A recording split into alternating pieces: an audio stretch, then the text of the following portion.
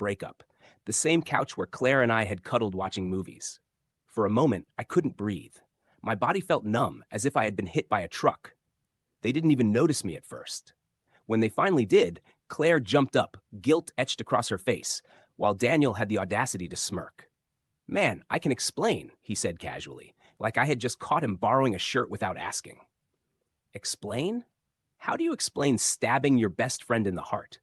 I didn't shout. I didn't throw punches. I simply turned around, walked into the bedroom, and packed Claire's things into a suitcase. I told her to leave. She tried to cry, to beg, but I didn't care.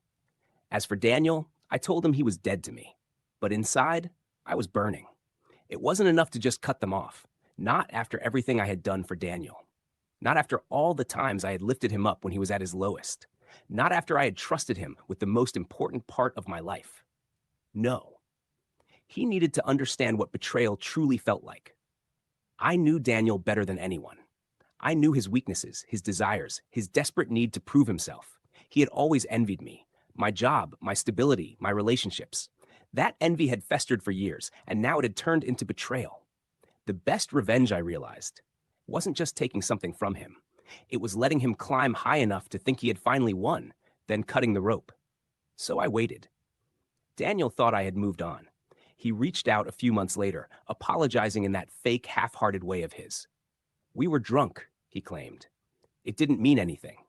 He tried to downplay it, to act like it wasn't betrayal, but just a mistake. I ignored him, but I watched him. Daniel had managed to charm his way into a new circle of friends, wealthy guys who owned small businesses.